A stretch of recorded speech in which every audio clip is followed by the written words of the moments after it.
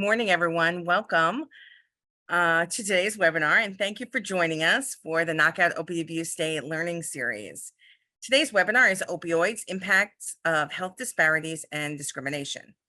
I have some housekeeping. Today's webinar is designated for one AMA PRA Category 1 credit, one ANCC contact hour, one ACPE contact hour, one AAPA Category 1 CME credit, and one ADA CERP continuing education credit by the American Academy of CME Inc. And for any pharmacists who are claiming credit, please note that your credit will be uploaded to CPE Monitor within 30 days. This webinar has also been approved by NJOEMS for one EMT elective CEU. The Partnership for a Drug-Free New Jersey is approved by the Board of Certification, Inc. to provide continuing education to athletic trainers, ATSs, and this program is eligible for a maximum of one Category A hour or CEU. And so we welcome our athletic trainers with us as well. Please be aware that there are different links for each type of credit that I just mentioned in the housekeeping. Many different types of credit are being offered for this webinar. So please make sure you go to the correct link for the credit that you need and that you are applying for. You'll notice on this slide that the links will be provided at the end of the webinar and in follow-up emails that you'll receive tomorrow. Lastly, I want to mention that PA Planner Dean Barone discloses that he serves on the Speakers Bureau of Ethicon and Johnson & Johnson, but all other faculty and planners have nothing to disclose.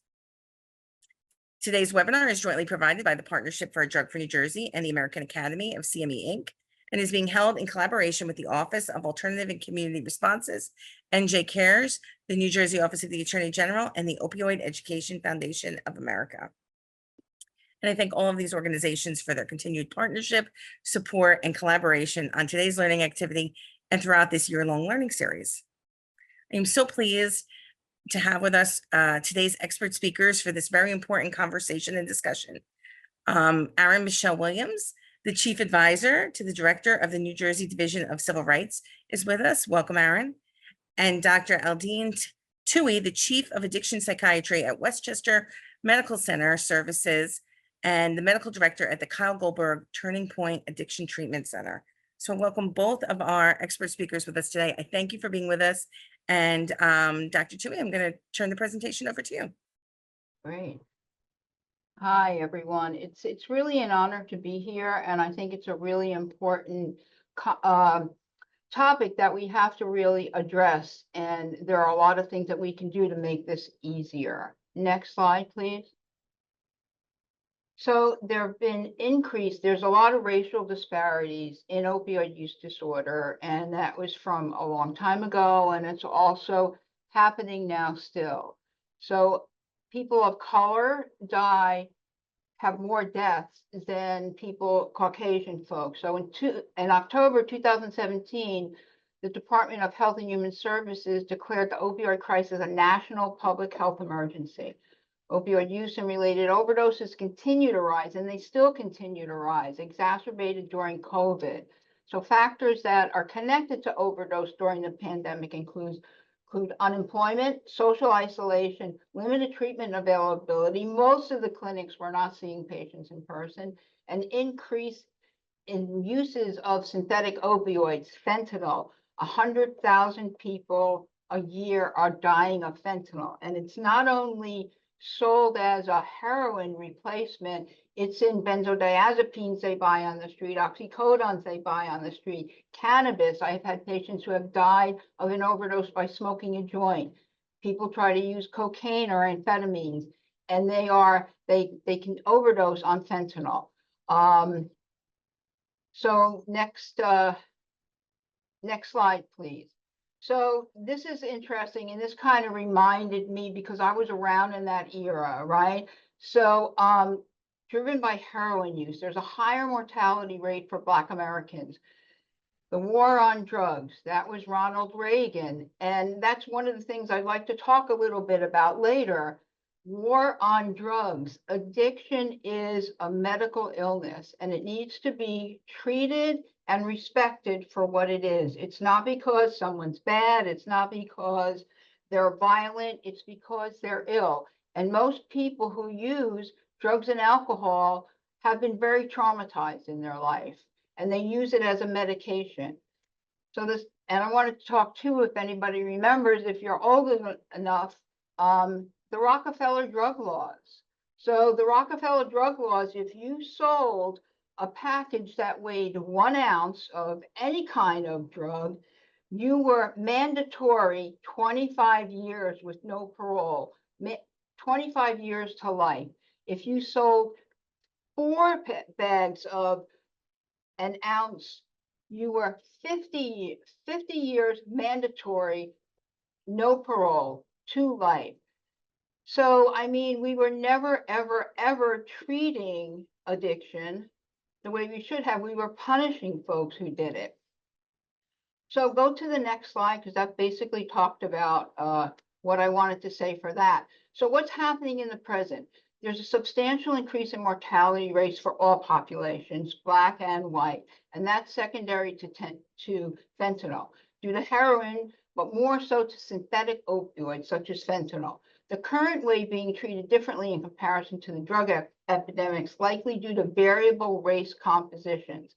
In 2020, drug-related deaths among Black people were higher than those among white people for the first time since 1999. So the increase in mortality in Black folks are likely due to COVID-19, which disproportionately worsened health and social outcomes in marginalized communities. And that's another point that I'd like to talk a little bit about.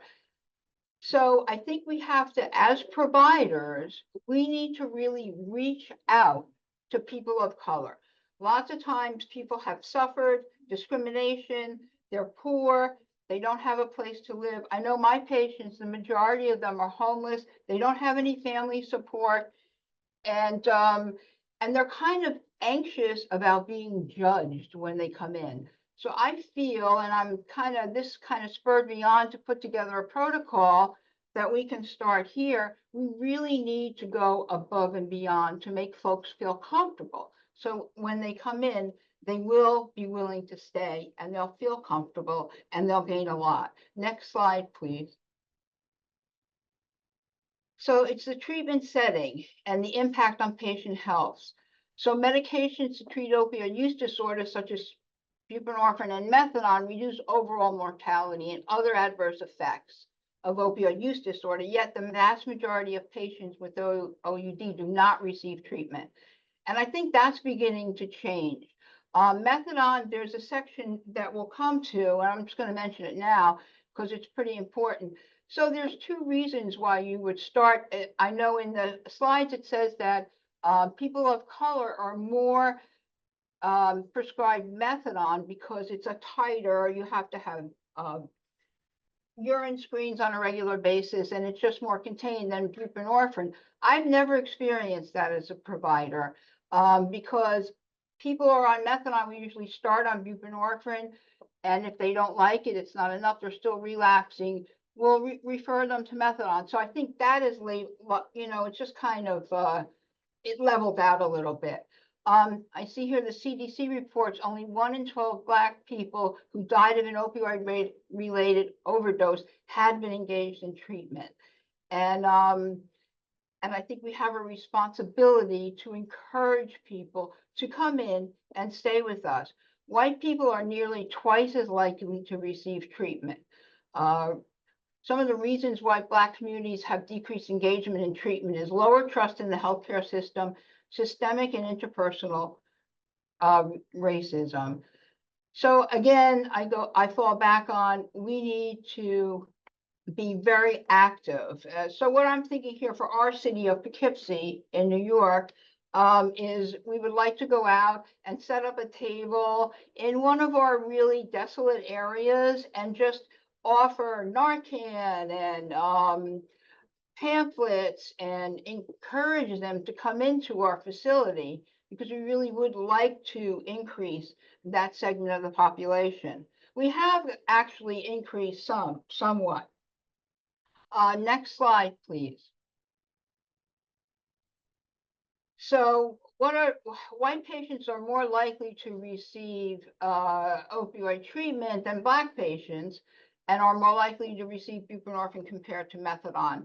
I don't see that, in our facility, because we just kind of look at what do they need. If they're relapsing on buprenorphine, it's clearly not enough, and we would recommend methadone.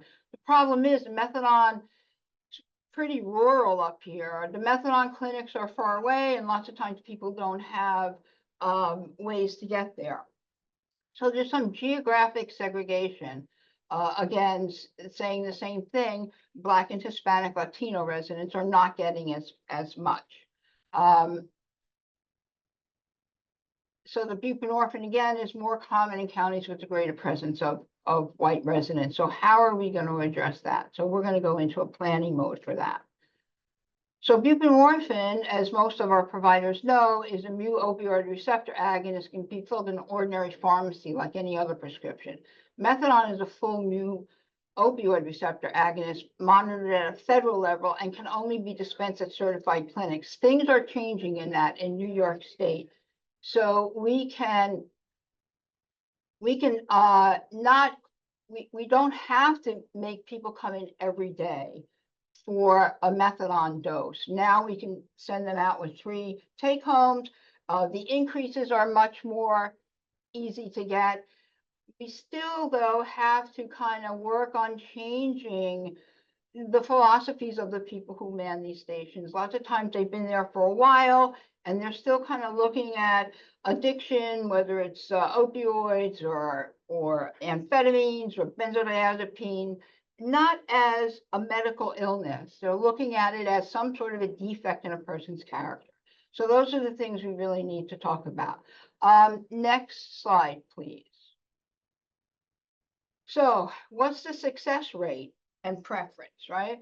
So some reports indicate methadone has a higher success rate, which can be true, than buprenorphine in maintaining patients in treatment. But there are some drawbacks, geographic limitations. I mean, when you're in a rural area, it's difficult to get into a methadone clinic initially every other day, once a week. It's harder. And there are a lot of wait lists. So we really need to increase what our methadone capacity is. So we're starting to think about, in the ER, we do the buprenorphine on demand. You can walk into our ER. I don't know how many are actually doing it. We got a grant for it. You can just say, I want Suboxone, and they'll give it to you. So I think that's, that's kind of freeing for us too. Some patients prefer buprenorphine over methadone, less severe side effect profile. It's not as sedating. Some people want a heavier level of sedation, and that's up to the individual. We try not to judge that in any negative way. It's whatever that person feels they need to not buy drugs on the street and use them. There's increased safety, and there's increased privacy and autonomy. And next slide, please. Is that our last slide? No. Okay. So public policy, right? There have been some really good increases and improvements in public policy. We are definitely loosening up the way that we can provide methadone and buprenorphine. So the FDA approval of buprenorphine coincided with the sharp increase in opioid use in white suburban areas. So there's physician bias, institutional and/or individual racism. Black patients may be funneled into methadone treatment because of its stricter supervision. I have never seen that, and I've been practicing in addiction psychiatry since 2007. So I have never personally seen that, but I'm sure that it can happen. Resource allocation, not enough buprenorphine prescribing physicians to meet the demand, and not enough prescribers that accept Medicaid. If you have an individual clinic, it's difficult to survive on Medicaid payments. So that's why it really needs to be a hospital-based type thing. And I think now there is any doctor, nurse practitioner, or PA can prescribe Suboxone. There isn't a whole big training. It's not very complicated to do. So we're opening it up that way. And you just really have to ask for it. Like I said, there still are some people who are kind of stuck on the abstinence only way of getting sober, and that's really not kind of effective at this point with fentanyl on the street. Next slide, please. So there's a lot of pilot programs, right? So again, we have in the ER, we have Suboxone on demand. So if you walk in, we'll do a little tiny assessment that takes maybe 10 minutes, and we'll give you a prescription for Suboxone. No charge whatsoever. So that's really good. So let's see what Baltimore is doing. So they're providing funding to train physicians on buprenorphine prescribing and referring stabilized patients to community health centers. Over 3 years, the number of patients increased by 300%, and that's fabulous. There's mandated training targeted towards medical providers to address implicit racial bias. I think that's very important because the bias that you feel, you may not even be aware that you have a bias. And I think we all need to be educated about that, even if it's just a reminder of what's going on. Increasing care and opening treatment programs in communities of need. That's vital, vital. So that's why we're going to start to try to figure out. I mean, we tried to do like the Suboxone van, you know, to drive around, but that kind of takes a lot of energy and finding people to drive it. I know I'm afraid to drive it. So I think if we could just set up, you know, some stations here and there and pick a different area, a disadvantaged area where people hang out, where we can just engage people, and they may wind up coming into the clinic or coming into the inpatient. So targeting patients experiencing poverty, homelessness, and coexisting mental health disorders. This is probably the most important thing in this slide, because people who don't have money, they don't have support, they're homeless, and they have mental health disorders. And I think, I didn't do a study on it, but in my inpatient, outpatient, detox and rehab, everyone has underlying something. And the majority of it is trauma, childhood trauma, adult trauma, and that causes people to move towards something to help them stop thinking about it. Next, slide, please. Okay. So this is the takeaways for the care team. Mortality rates for opioid-related overdoses are rising in all populations and increases much more profound among Black patients. We need to engage them. We need to go above and beyond of what we're doing. Despite this, white patients with OUD are more likely to receive medication, particularly Suboxone. So we're going to try to work on that.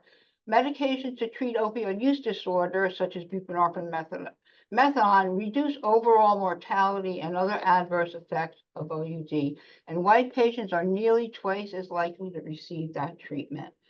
And again, that's where we're lacking, and that's where we want to make a change. While racial disparities are clearly documented, further research is needed to investigate factors contributing to these disparities. While continued research is still needed, there are innovations we can utilize to address racial bias, pilot programs, training for medical providers, increasing access to care. We want you to be able to walk in here at any time so that we can take care of you. Next slide. I think that was the last one. So thank you everyone for listening to me, and I look forward to discussing this presentation with you. Thank you, Dr. Tui. And I know we have a lot of questions for you, but we're going to hold those until we hear from our next presenter, and then we'll come back and get those questions from you. But thank you for all that information. I will now turn the presentation over to you, Aaron. Welcome. Good morning still. My name is Erin Williams. I use she, her, and her pronouns. And as indicated in the beginning, I am the Chief Advisor to the Director of the Division of Civil Rights. I'm going to go over our agenda, but I will also say I want to first thank the host of today's webinar for inviting the Division of Civil Rights to this space.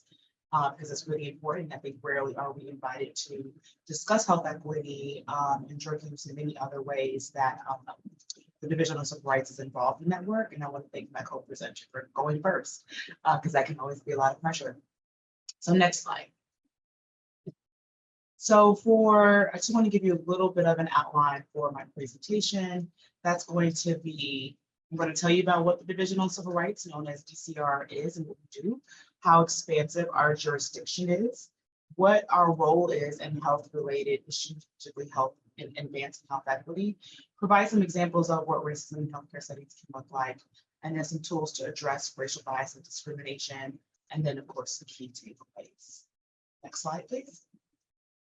So I'm going to begin by telling you about DCR. Again, DCR stands for the New Jersey Division on Civil Rights, just in case you are unfamiliar with our work.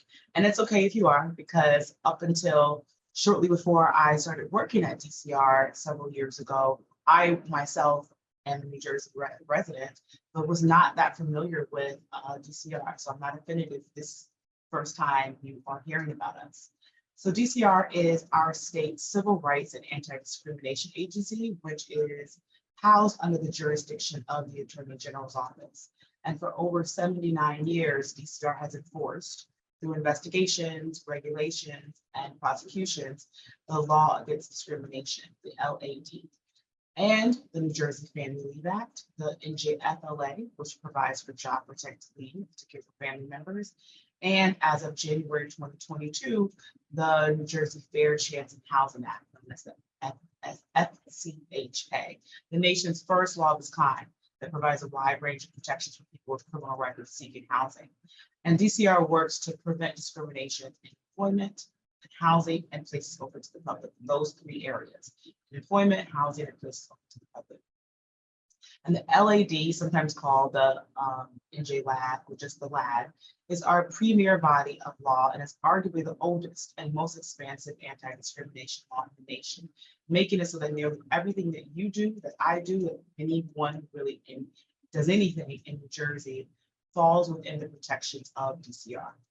And at DCR, we work to prevent, eliminate, and remedy individual and systemic discrimination, bias-based harassment.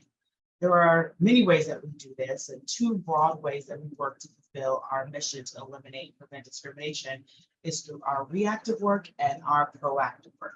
And so our reactive work, we're mandated to take complaints from individuals like yourselves, like your patients, like your employees, like your family members even, who are alleging discrimination and harassment or retaliation. And we can investigate that to determine if there is indeed a violation of any of our laws, whether it be the NJLAD, the FCHA, or the NJFLA. And we determine if we are able to remediate violations in many different ways. Then we also have our proactive work. And instead of reacting to an individual complaint that may come to the agency, we work to prevent discrimination and address more systemic issues that can't necessarily be addressed by individual complaints. And we achieve that through various proactive units.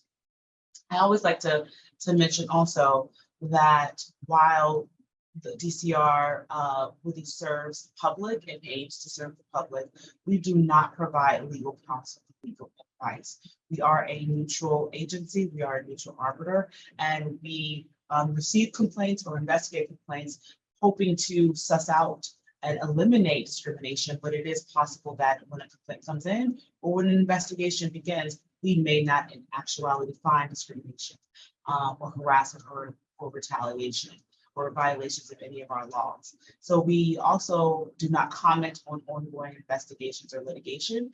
I recognize that many of you may be familiar with a lot of our work, which, especially over the last few years, has made a lot of history around the state and around the nation.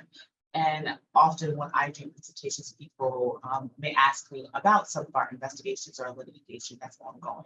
Unfortunately, I cannot answer questions about our ongoing investigations or litigation, but it has concluded and maybe has made a press release I could possibly answer questions about. So next slide, please.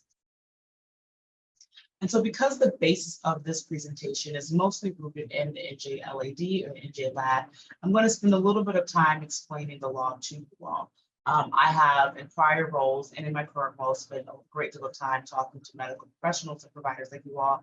And I know that even having gone to law school, many of my colleagues, especially many of my friends, have had prior careers in medicine and have decided that the law, for some reason or another, is somewhere that they want to land. So I don't mind spending a little time in this space with this audience, explaining a little bit about the law. So the LAD prohibits discrimination and bias-based harassment based on many protected classes. Again, in employment, which includes labor unions and employment agencies, housing, including housing providers, realtors, and housing transactions, and places of public accommodation, generally placed open to the public, including businesses, restaurants, schools, summer camps, medical providers, ding, ding, ding, government offices and agencies, and more. And the LAD only applies if, one, there is discrimination, bias, or harassment occurring that implicates a protected characteristic, and two, the violative conduct occurred in a place open to the public or public accommodation, housing and real estate and employment. And the LAD imposes obligations on, for example, all workers in healthcare settings to affirmatively prohibit discrimination, affirmatively respond to claims of discrimination, and of course, not engage in discrimination against employees, subcontractors, and patrons. Now, what's important is to know about the LAD that it is incredibly expansive, and in fact, more expansive than many federal anti-discrimination laws. And that is in large part because of the range of protected classes that we cover in our states. We should be proud of that in our state. That does not mean that we don't recognize, as Dr. Tooley mentioned, that there is quite a bit of disparities that only occurring around the nation, but a lot of what as I was watching Dr. Tooley's presentation, I recognized that a lot of those disparities are also occurring today in our very own state, irrespective of how expansive the law and protections are. And so what some of those protections include when it comes to the LAD are disability, race and color, religion and creed, nationality, ancestry, national origin, gender or sex, gender identity or expression, sexual or affectional orientation, pregnancy and breastfeeding, liability for service in the U.S. military, marital status, civil union status, domestic partnership status, and in some other cases like in housing, familial status, and employment age, also in employment genetic information, and in housing source of income. So again, that makes us really expansive for our laws, and for the LAD to apply, there has to be first a category, one of those protected characteristics that someone is alleging they are being discriminated based upon. And then it had to have occurred in either the space of employment, a housing space, or a place open to the public. So importantly, the LAD also prohibits retaliation against a person for complaining about, reporting, or cooperating in an investigation of alleged discrimination or bias-based harassment, or otherwise exercising or attempting to exercise their rights under the law. So for example, an employer cannot fire, demote, or otherwise penalize an employee for reporting sexual harassment to human resources, and a housing provider cannot attempt to evict someone for reporting housing discrimination to DCR. Okay, next slide, please. Thank you. So I want to spend a little time on one particular protected characteristic that this audience may find of particular interest, and that includes disability protections under the LAD. So you don't need to have a disability to experience discrimination. The LAD prohibits discrimination based on actual or perceived disabilities. It also covers people who had a disability and are no longer considered disabled. For example, an employee cannot reduce your hours after learning about a past disability. And a hotel, for example, cannot refuse you if they believe you are disabled, even if you are not, in fact, disabled. And the LAD protects against actual and perceived disabilities. So even if someone did not, in fact, have a disability, they experience discrimination because of a believed disability, that too would violate the LAD. And the LAD defines the term disability broadly. And disabilities include physical or sensory disability, infirmity, malformation or disfigurement, whether caused by injury, birth defect, or illness, AIDS or HIV infection. And the LAD does not require an impairment to substantially limit one or more disability. It is also important to note that disability under the definition of the LAD is read to also include addiction or dependency. So mental, psychological, and developmental disabilities are covered by LED. A qualifying neurological disability is one that either prevents the normal exercise of any bodily or mental functions, or can be demonstrated medically or psychologically by accepted clinical or laboratory diagnostic techniques. The LED applies to people suffering from addiction and alcoholism. An employee may not single you out, for example, for drug or alcohol testing after you've completed or started rehabilitative treatment, and cannot fire someone solely based on an addiction. And you can be terminated if continued employment will cause a hazard. Causal or even social users of controlled substances, alcohol, are not considered disabled. So importantly, LED prohibits also retaliation. I already mentioned this. Yes, I already mentioned that. Okay, next slide. Thank you. So I like to again explain the different ways that discrimination can be found. So that can occur through different theories of discrimination. So that can be differential treatment or disparate impact. So the LED prohibits conduct that is intended to treat people differently based on their membership in a protected class, which could be disparate treatment, as well as policies and practices that disproportionately affect those in protected classes, even when those policies and practices are neutral on the face and are not intended to discriminate, and that can be disparate impact. By way of example, but not limitation, a requirement that an applicant have the ability to, let's say, lift 20 pounds that has a disparate impact on members of a protected class, like a disabled protected class, would be or could be considered unlawful unless the employer can show that it is necessary to achieve a substantial, legitimate, non-discriminatory interest, meaning that it must be job related and consistent with legitimate business necessity. The employer would have to show that lifting 20 pounds is necessary to the successful performance of the job. And even then, it would still be unlawful if the complainant can show that there is a less discriminatory, equally effective alternative that would achieve the same interest. Another example could be that a hospital policy and practice that allows for licensed nursing professionals to receive new PPE daily and distributes that PPE to non-licensed medical professionals weekly is a policy that very likely has a disparate impact based upon race, gender, and national origin. And we, in fact, recently reached a settlement agreement with a medical provider in the state of New Jersey based upon this set of facts.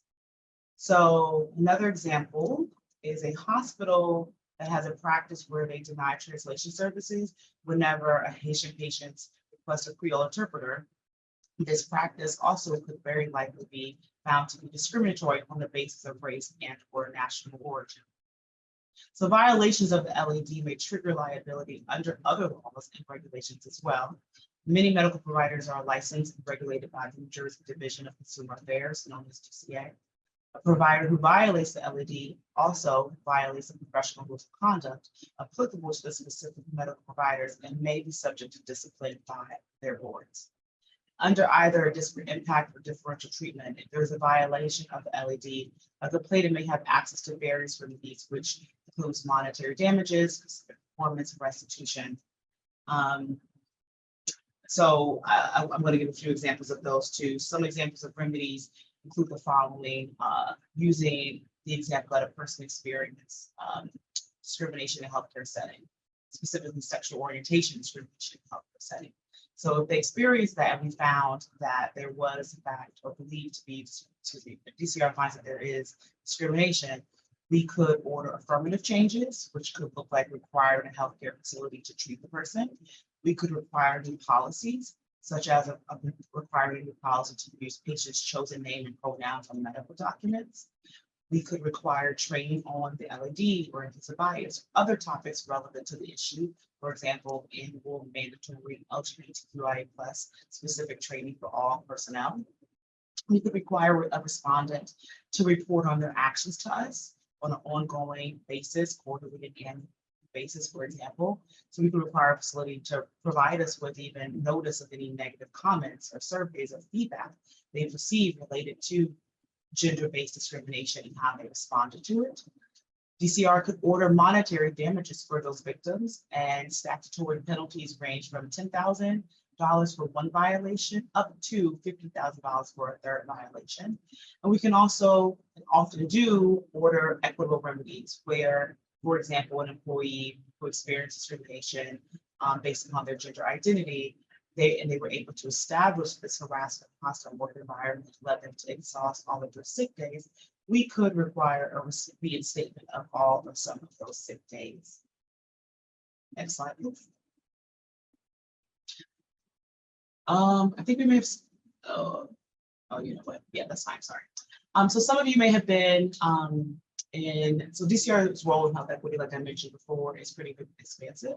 And that looks like sometimes our posters. So some of you may have been in your local supermarket, your dry cleaners, or physical therapy center. All of those are places I have actually seen our posters in malls and seen a version of this poster that's displayed. And that is because for decades in our state, there has been a state requirement for all places open to the public, housing providers and employers to display these posters. Purpose is to ensure that people are made aware of their rights under the LAD in the places that they frequent and the places that they work. And in June of 2022, we issued new regulations and updated posters. So this was in response to the racial health disparities that were highlighted due to the COVID-19 pandemic. One of DCR's initiatives was to remind all applicable entities of their requirements under the law to engage in enforcement, which looks, what issuing fines, and we created specific posters to address specific healthcare entities. So while this law and this requirement to display posters has existed for decades, we know many folks do not do that. And we wanted to, again, make sure in response to the COVID-19 pandemic, as people are sitting in waiting rooms or other places, that they hopefully are seeing or receiving some access to and understanding what healthcare entities are required to do for them. And frankly, so that those healthcare entities themselves are aware of their obligations. So I have a few on the screen right now. One, for example, is this one where is specific to pre and postnatal facilities. And it explains that the LAD prohibits discrimination in pre and postnatal facilities, including OBGYN providers, birthing centers, doula and midwife providers, fertility clinics, and more, based upon various characteristics that we've gone over. Next one. Thank you. This one shows, again, essentially the same set of information, but we wanted to tailor the graphics and tailor the information a little bit to this one, long and short-term care facilities, including independent living facilities, nursing homes, rehab centers, adult daycare facilities, and more. Next slide, next poster. And we have these posters also available in various languages. I'm just showing you Spanish here. And again, I wanted to remind folks that there is a requirement for your facilities to display these in various areas. Next, please. So we also have just another example of how DCR plays a role in health equity. We early on in the pandemic issued COVID-19 guidance, and not medical guidance, but to explain people's rights when it came to COVID-19. And so what you see on the screen is just a screenshot of our website, and we have FAQs on it because we were getting a lot of information. And we're also responding to things that we saw in the news when people were unsure about what their protections were. What are their protections in employment? What does it look like if their employer wants to send them home? How does the LAD protect them? Because if they have COVID-19, which was considered and is considered a disability, is COVID-19 a disability under LAD? I know this has been a few years, but I'm sure we all can remember that deeply, unfortunately, that the AIPI community in particular and many other communities were experiencing a lot of discrimination based upon race, color, and national origin, and were experiencing in different settings being called, referring to the COVID-19 as the China virus, because there were questions around what employers' obligations are related to that. So that is another way that DCR sits in the health equity space when enforcing the LAD. Next slide. So our key takeaways are that I would like you to leave with is to understand that the NJLAD has broad protections that advance health equity. The NJLAD requires obligations for healthcare entities and providers when it comes to affirmatively responding to and ensuring that people, whether it be patrons and employees, are not experiencing discrimination, and that a violation of the NJLAD can lead to suspension or revocation of your license.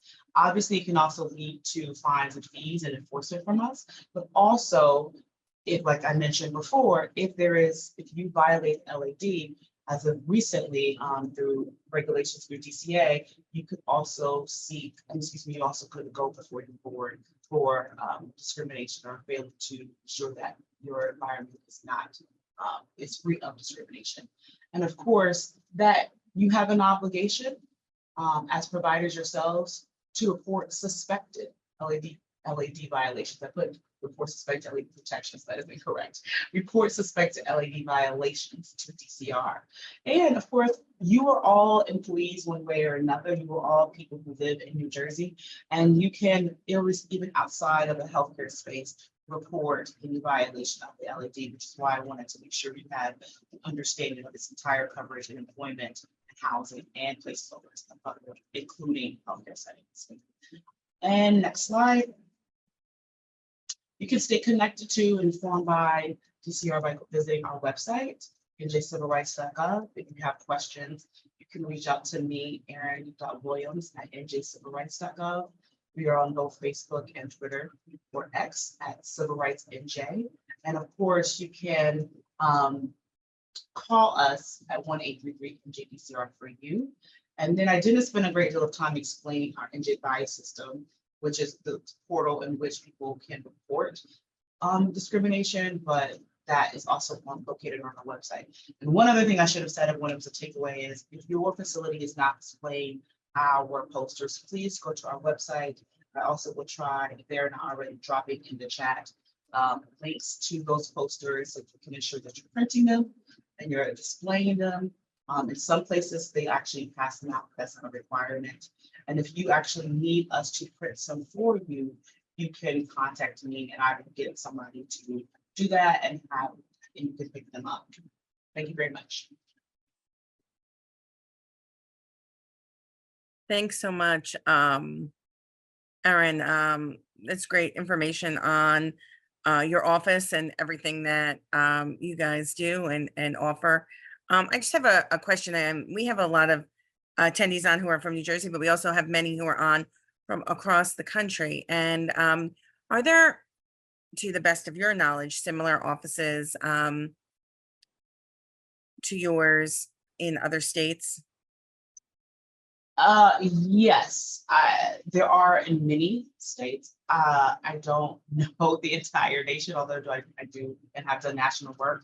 So I know, for example, I don't know the composition of people here, but I know off the top of my head, New York, Connecticut have very robust offices, like New York City and New York State, Connecticut, Massachusetts, California, Illinois, Maryland. And if someone wanted to find that, they would just contact their state attorney general. Is that what the recommendation that you make? It depends. Sometimes agencies like anti-discrimination agencies, so that's probably where I would start. I would probably just start by searching anti-discrimination state agencies in like your state to see if there is one there. Some of them are like ours and under the Attorney General's office. Many of them are standalone, like California is like a standalone agency. So I think Illinois, though, for example, and even New York are within the Attorney General's office. Well, no, New York is, don't hold me to all of that. But ultimately, I would start with searching, does state of Georgia, and I'm only using Georgia because that's where I'm originally from, does the state of Georgia have a anti-discrimination agency? And it may, or it may not. You could also probably, if you want to start, another way to search is to figure out what your anti-discrimination law is. And typically, if you can find that law, it will also point to who is enforcing that law, whether it be a specific agency in the Attorney General's office or something separate. Hopefully that's helpful. That is helpful. I know that you've been talking, but I did want to get one question out first, and I thought it would be best for you to give us, if you could, a general definition or general explanation, and then Dr. Tui, if you could talk about this from your perspective. But you both talked about implicit bias and what that means. Could you talk a bit about that, like what someone should be aware of or be looking at in the work that they do, in the things that they're seeing, whether it be, in their healthcare facility or in the rehab facility, as you mentioned, rehab facilities earlier. Can you, or just the general understanding of what that is? Aaron, can you go first on that? I'll try. That is a hard question to answer. Not because it doesn't have, not because there isn't an answer, but I think bias in general does not look one way. It could take many different examples to describe what bias looks like, feels like, and statistically is. And so I would recommend, and I will drop in the chat for those, frankly, not even just in New Jersey, but our agency has an education and training unit, and they provide very, very, and I'm not even always a huge fan, don't tell them I said this. I'm not always a huge fan of trainings, but our unit, our office is really, really good practical trainings. That's sometimes why I don't always like trainings. I don't like they're always practical. But ours is very practical in explaining and sussing out and pulling out like what bias, both implicit and explicit, can look like. So I want to start there. I will turn to Dr. Tui, but I think, as a Black woman, I have experienced many different types of biases in workplace settings. I think I would, as stepping away from just my lawyer hat, I would implore participants to be really thoughtful in the information you're providing and how you're providing it, and understanding that, I'm trying to assess through like all the different examples I have of bias with experience. I'll give one that I think was implicit, but was still harmful, I think, in some of my care. And that looks like the following. I went to a doctor whom I was considering having as a surgeon, very, very well known practice in New York. And I went, and I'd been seeing him for several months. He was keeping me waiting for quite a really long time, which is that normal. And ultimately a PA came in and was trying to have a conversation with me and disclose some information that my doctor had never told me, namely that I had a condition, and it wasn't super major, but it was major to me. And that PA disclosed to me that I had some medical condition that I was not aware of and had not been hearing from my doctor. When my doctor came in, I discussed that with him, like, why did your PA disclose to me something that you had not in the 3 or 4 times and visits that come? And he says, I didn't want to alarm you. I know that women can get really emotional about their health. And I laughed out of offense, not out of actual humor in that. And I was really upset with him. And I told him that. And I felt empowered enough as a person to be able to say that to him, that I felt empowered, that I felt offended that he would say that because of my gender, that I would be emotional. And that's what he didn't tell me about this condition, because it wasn't that big of a deal to him. And so that is an example, a personal example of what I believe is, frankly, I would say explicit bias, not implicit. But even those types of things, I think it's really important to understand where people are coming from related to their health, whether it's because of the race, their gender, or other circumstances, and giving them as much information as possible, and not trying to undermine their feelings around it or try to be cute or curtsy around it. Hopefully that is somewhat. No, I know, I appreciate that. And we definitely appreciate you sharing your personal story and your personal experience with all of us on today. So thank you. And Dr. Tui, I know you spoke about it, you touched on it in your comments, but can you talk to the medical practitioners who are on, or even, patients who are on, right? We are all patients, and just to give us some examples or some tips on how to understand that. The wrong one. Oh, okay. So yeah, so I love what you just said, Aaron. And I think we need to be really careful. And I'll speak mostly about my population, and my population is very disadvantaged. So even if we don't perceive that we have any biases, I mean, we have to make sure, because the person that we're treating, we don't know how they've been treated, or we have a general idea. Because if you're drug addicted or alcohol addicted already, you really have, like, providers don't like to medicate. Providers kind of, and I'm not saying all the providers on here, but what I've seen in my hospital and other hospitals that I've worked in, if you're an addicted person, and especially if you're a person of color, it's like you could stop using if you wanted to. Why aren't you doing this? So we get a lot of that. So I think what we need to do, and what I like to do, is we have to really engage the person. Open everything up. How can I help you? What would you like? Lots of times when you come in and providers will say, well, they're just medication seeking. Well, of course they are, because they need to be treated. And that's one of the ways that we can treat them. So I think just being aware of your own biases that you may have, that you don't think you have, or you don't want to have. And we have to really go above and beyond for especially my addicted patients. Many of them don't have a place to live. They don't have money. So they're feeling already down about themselves. And we just want to make the experience as comfortable as we can. And what we used to do in addiction treatment was abstinence only. And a lot of people are still at that spot. And that's going to take a long time to change, because if somebody's been practicing like that for 20 years, it's hard, for them to make that change. Why are we giving drug addicts drugs is kind of what you hear sometimes. So I think we just have to, like, I train the students that I teach, and the residents, and the internal medicine doctors, and the OB doctors, and we kind of plan on just be gentle, be kind, and work with a patient. It's not really helpful for the patient or for you, because if you force a medication on someone and they don't want it, they're not going to take it. So if we can choose something and collaborate with the medication that works, we have a better chance of success. So that would be my main, comment about that, to just work with them and be nice. As my grandmother used to say, just be nice.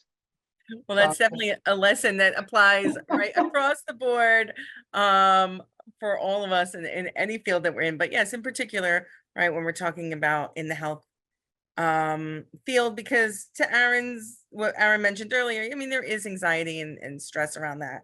I know that you authored or co-authored the Racial Disparities in Opioid Use Disorder and Treatment Study. And I know you also mentioned earlier that you have some protocols that you're using in your setting. Can you just elaborate a bit on those?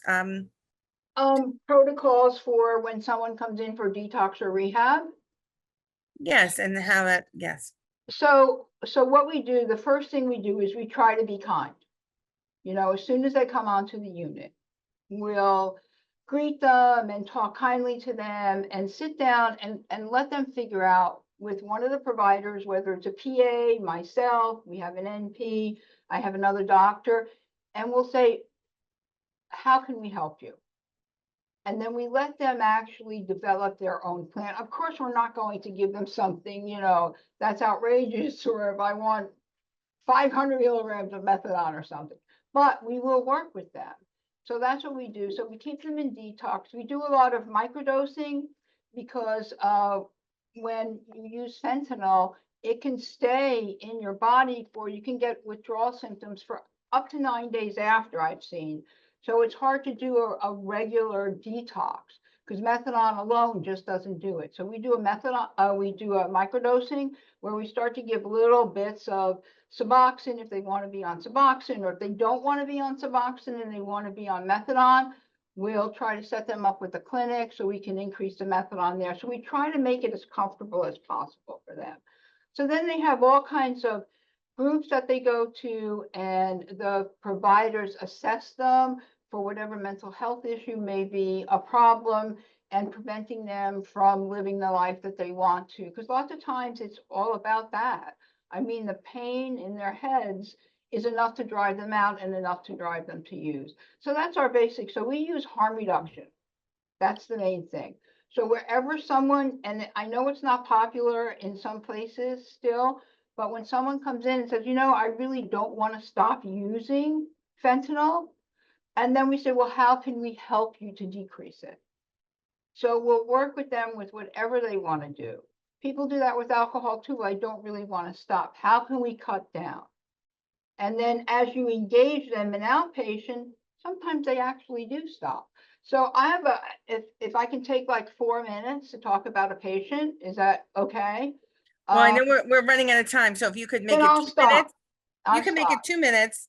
2 minutes. So I had this patient that came in and he was on 60 milligrams of benzodiazepines a day and fentanyl, and he didn't think he could stop everything. So we couldn't get him off all of the benzodiazepines, well, they were actually fentanyl, but I kept him on a higher dose of medication assisted treatment.